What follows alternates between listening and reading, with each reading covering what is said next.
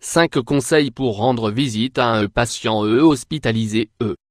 L'hygiène est l'une des devises les plus importantes au moment de rendre visite à un patient car l'environnement de l'hôpital contient déjà assez de micro-organismes.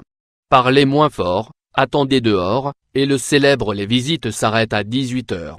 Il est possible que l'hôpital soit l'une des institutions humaines les plus exigeantes au niveau des réglementations, mais chaque règle a sa logique. Comment rendre visite à un patient à l'hôpital? Les centres de soins médicaux établissent grâce à leurs normes, une cohabitation harmonieuse entre les médecins, les infirmiers, les patients et leurs familles. Le but, maintenir l'ordre dans des moments d'angoisse. Ce que de nombreuses personnes oublient, c'est que certaines de ces normes pour rendre visite à un patient ont été pensées pour le bien-être physique et psychologique des patients mais également des visiteurs CES. Les conseils suivants peuvent vous aider au moment de rendre visite à un parent ou à un ami isolé.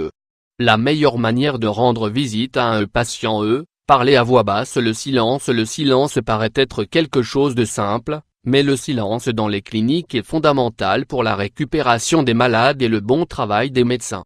Le moindre cri peut provoquer un mauvais geste du chirurgien et causer de terribles dommages sur le bar oblique la patient Ceci sans parler du fait que certains patients sont hospitalisés pour des problèmes cardiaques. Toute altération de leur environnement de repos pourrait leur être fatale. Comme il s'agit d'une règle générale commune à tous les centres de soins, il vaut mieux rentrer prudemment et coopérer dès le début. De la même manière, il est fondamental de contribuer à l'harmonie du lieu. 2. Renforcer l'hygiène hôpital. Les hôpitaux sont des espaces fermés qui hébergent une grande quantité de personnes malades, touchées par des virus, des infections et des bactéries de différents types.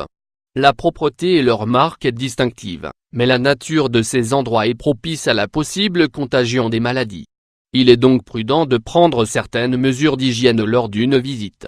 Au départ, il est vital de se désinfecter les mains à l'alcool ou au savon liquide de poche avant de toucher un patient Ensuite, nous devons éviter de porter nos mains à notre visage, à notre bouche ou à notre nez sans les avoir à nouveau nettoyés.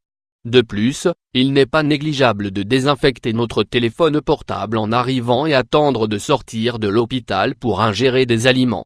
L'objectif de toutes ces stratégies est d'empêcher la transmission ou la réception des maladies contagieuses. 3. Éviter les controverses. Les salles d'attente sont le lieu de centaines de conversations que nous débutons dans le but de surmonter l'angoisse. Il est nécessaire de savoir maintenir chaque interaction dans un ton amical et d'éviter les sujets qui pourraient amener à des tensions. Une règle d'or lorsque l'on rend visite à un patient, c'est d'éviter les sujets politiques, religieux ou de nature similaire, qui pourraient provoquer des débats et des réactions conflictuelles dans l'enceinte de l'hôpital. Les controverses familiales peuvent également engendrer des disputes qui ne seront pas acceptées dans un hôpital.